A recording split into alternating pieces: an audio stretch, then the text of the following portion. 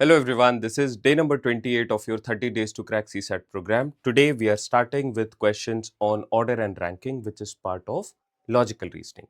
काफी easiest concept है इसका, कुछ है नहीं ज़्यादा, but एक बारी आप इस question पे नज़र डालो. This is an actual 2017 question. 15 students failed in a class of 52.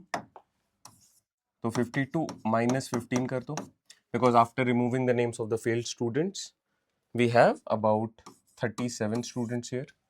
ठीक है. इस 37 स्टूडेंट से आपने एक मेरिट लिस्ट बनाया. In that merit list 1 2 3 4 going up to 37, Ramesh is at the 22nd position. Rank of Ramesh from the top. Top क्यों बोल रहा हूं? बिकॉज अगर आप रैंकिंग स्टार्ट करोगे 1 2 3 4, तो Ramesh is at the 22nd position. Your question is what is his position from the bottom. So exactly 180 degree apart वाला position आपसे पूछा जा रहा है. अगर बॉटम से मैं रेफरेंस को स्टार्ट करूं तो ये जो 22nd रैंक है which is from the top, what would be this rank from the bottom. जैसे 37 is from the top, from the bottom this is going to be the first rank. ये तो clear है.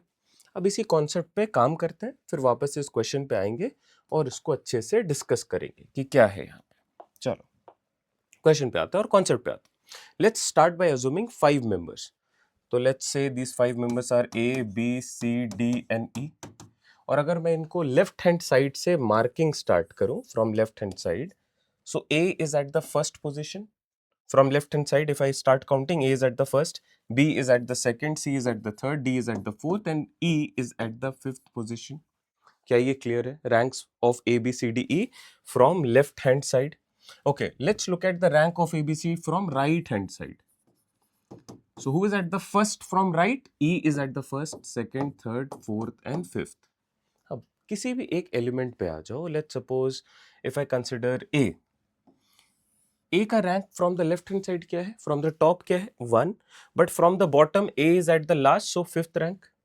Now a formula is total number of members in a line in a group can be calculated if we have the left and the right rank of any one person. जैसे यहां पे for A I know total is equal to left plus right minus 1, और total is always equal to top plus bottom minus 1. ये एक छोटा सा simple formula है to look at such questions. जैसे ए के लिए आप कैलकुलेट करो. मान लो मुझे टोटल कैलकुलेट करना है फॉर ए. ए का लेफ्ट हैंड साइड का रैंक क्या है? 1. राइट हैंड साइड का रैंक क्या है? 5. माइनस 1 करा, what do I have? 5. 1 minus 1 5. और क्या टोटल नंबर ऑफ मेंबर्स यहाँ पे 5 हैं? 1 2 3 4 5. Go to any other person. Let's suppose if I consider maybe D. तो D के लिए अगर मैं कैलकुलेशन स्टार्ट करूं, मैं कैसे बोलूंगा? Total is equal to left plus right minus 1. That's it. What is the rank of D from left hand side? It is 4.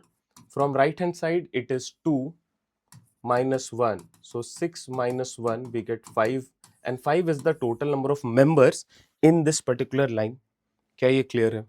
Now अब अगर ये कॉन्सेप्ट क्लियर हो गया आपको, इस पे वापस से आ जाओ और एक बार इस क्वेश्चन को स्टार्ट करो और समझो जरा कि क्या पूछा जा रहा है. और in no time you can solve such problems only if you have idea regarding one formula. The formula is total is equal to top plus bottom minus 1.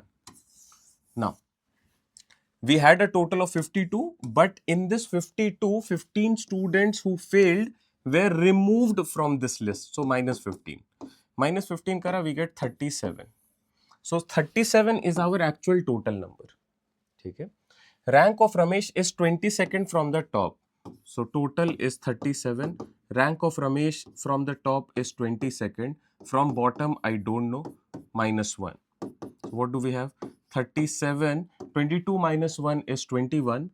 Minus 21 we get the rank of Ramesh from the bottom, which is nothing but 16. 37 minus 21, 16th rank. अब आप मुझे honestly बताओ, क्या ये question difficult है? अगर इसी and पे कोई भी सवाल आपसे पूछा जाए, क्या आप उसे बना सकते हैं? डेफिनेटली बना सकते हैं. इस पे तो क्लिक करना ही चाहिए. चलो कुछ क्वेश्चंस हैं, आप इनको जल्दी से कवर करो. Abhishek stays on the 16th floor from the bottom of a 29 floor building. What is his position of the floor from the top? So I know total is simply top plus bottom minus 1. Position fill karo. Abhishek stays on 16th floor from the bottom. So bottom is 16. 29 floor की building है, so total is 29 floors. Abhishek is 16 from the bottom. What is his rank from the top? So top I don't know, minus 1. 16 minus 1 is 50. So 29 minus 15 we have as the total value. What do we have? 14 as the top. Clear? Moving on.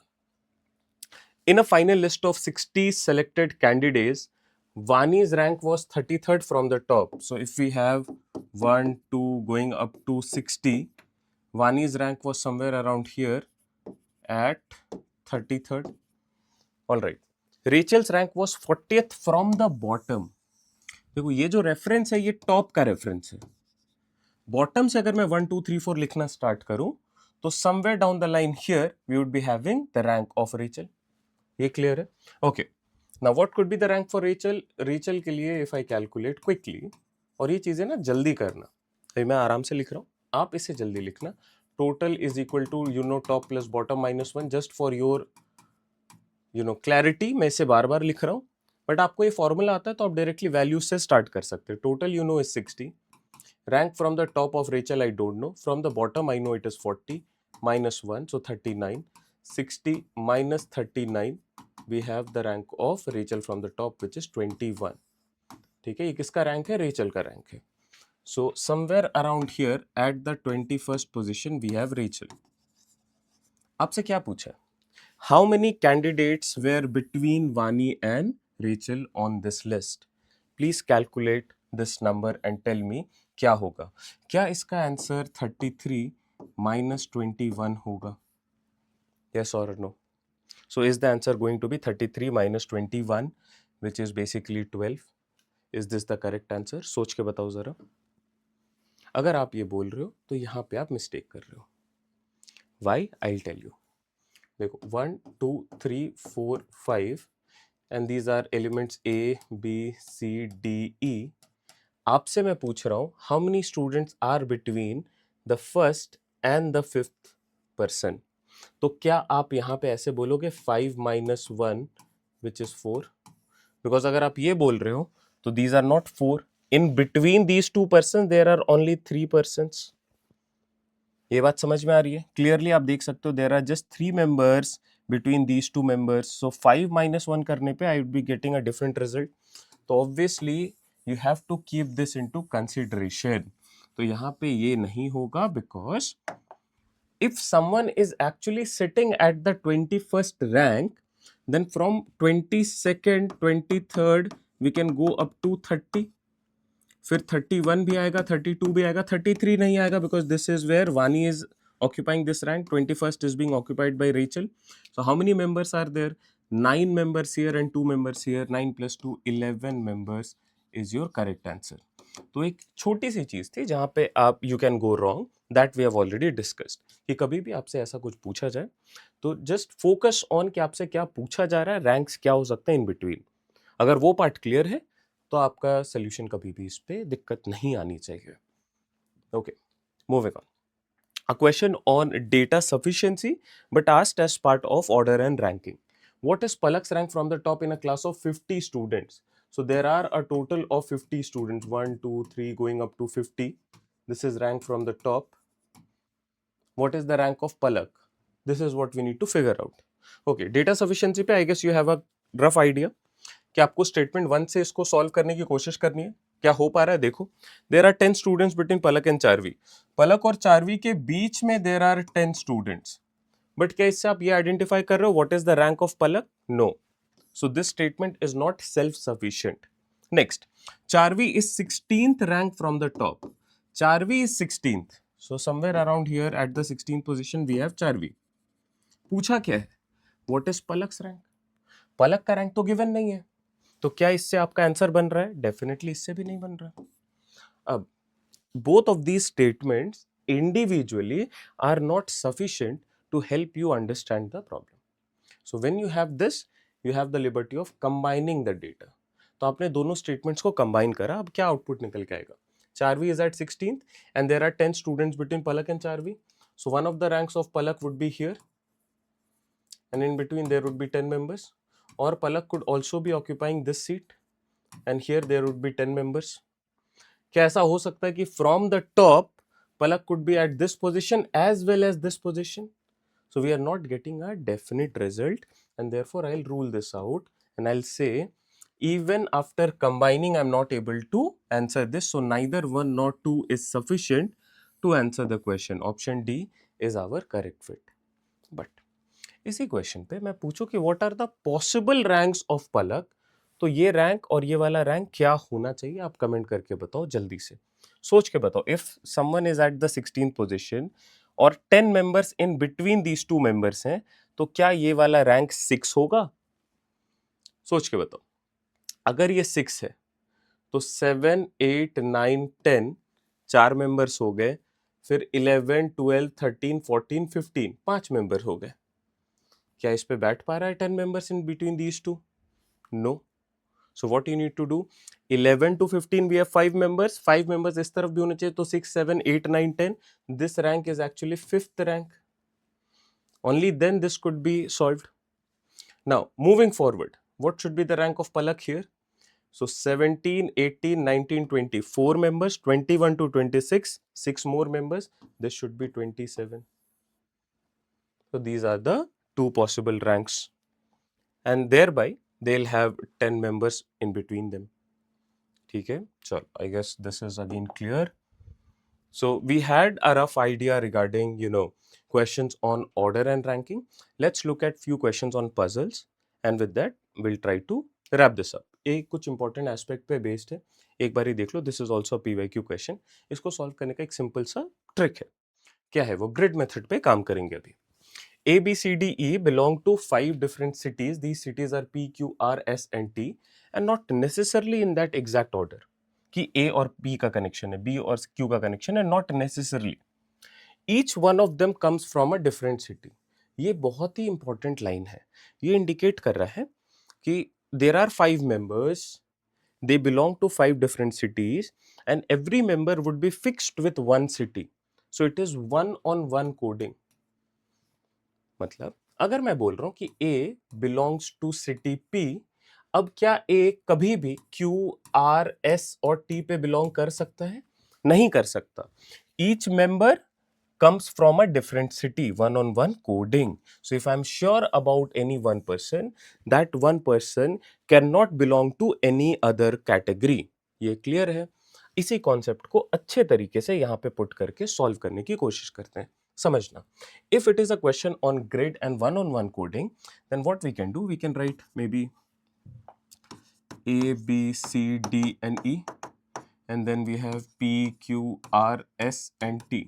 अब इसे जल्दी करना है ना, यहाँ पे when you are drawing lines, you have to be quick with this. चलो, अब जरा ध्यान देना, समझना क्या बोल रहा है.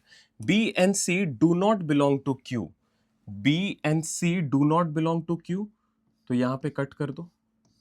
क्लियर कट इंडिकेशन हो रहा है कि Q और B के बीच में कनेक्शन नहीं है, Q और C के बीच में कनेक्शन नहीं है. B and E do not belong to P and R. B and E do not belong to P and R. P and R. चलो. A and C do not belong to R, S and T.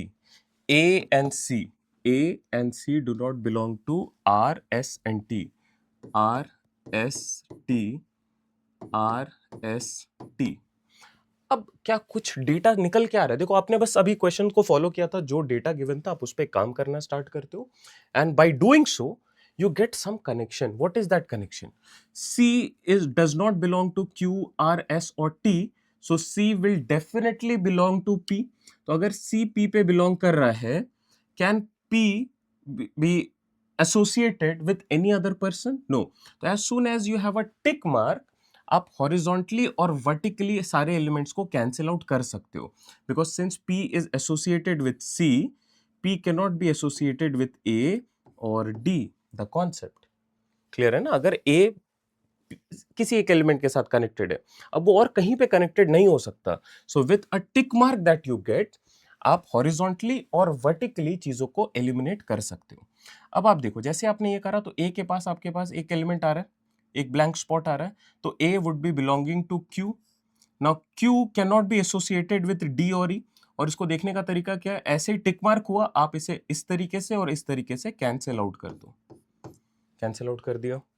चलो आगे बढ़ते हैं। D and E do not belong to Q and T. D and E do not belong to Q and T. So E is actually belonging to S.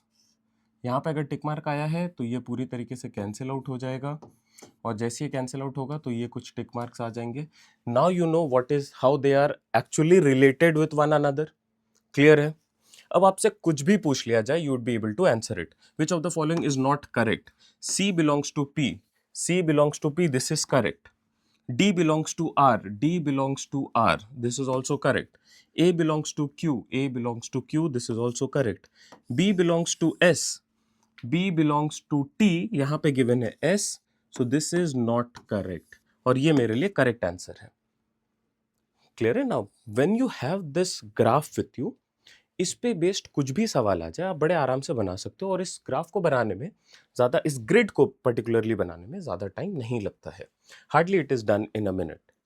But you have trilling questions with such type of data. जैसे देखो, अगर ये question है, क्या आप इसे बना सकते हो? Out of 4 friends A B C and D, football cricket hockey basketball. So football cricket hockey basketball. अब आपको इस पार्ट को ना जल्दी करना है. These are the sports. All right. A and B play football and cricket. A and B play football and cricket. Tick mark लगाओ. B and C play cricket and hockey. B and C play cricket and hockey. A and D play basketball and football. A and D play basketball and football, basketball and football. C and D play hockey and basketball.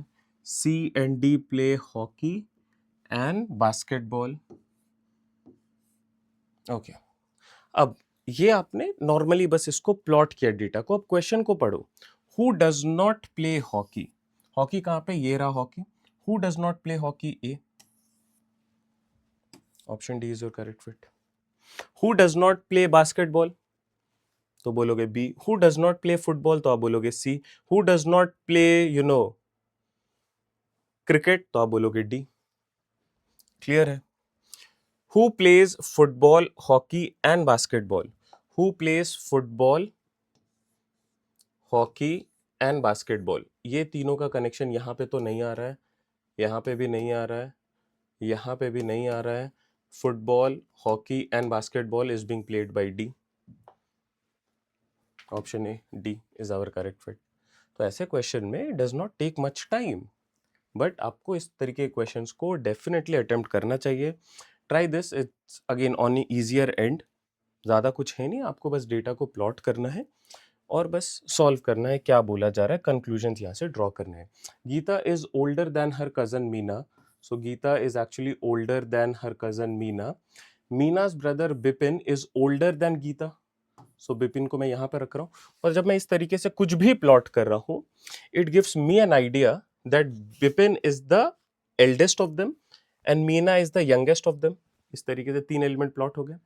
When Meena and Vipin visit Geeta, they like to play chess. Meena wins the game more often than Geeta. So Meena is winning more games than Geeta. ठीक है. These are certain things that we have done. चलो, I hope आपने इसका answer comment कर दिया, but let's quickly done with the solution. What can be logically followed while playing chess with Geeta and Meena? Vipin often loses. ये given नहीं है, so I cannot definitely conclude this. Geeta is the oldest among the three. Definitely not. Geeta is exactly at the center. Geeta hates to lose the game. Meena is the youngest of the three. Yes, Meena is the youngest of the three. Vipin is the eldest of the three. So that is how you look at this. Is a question on order and ranking.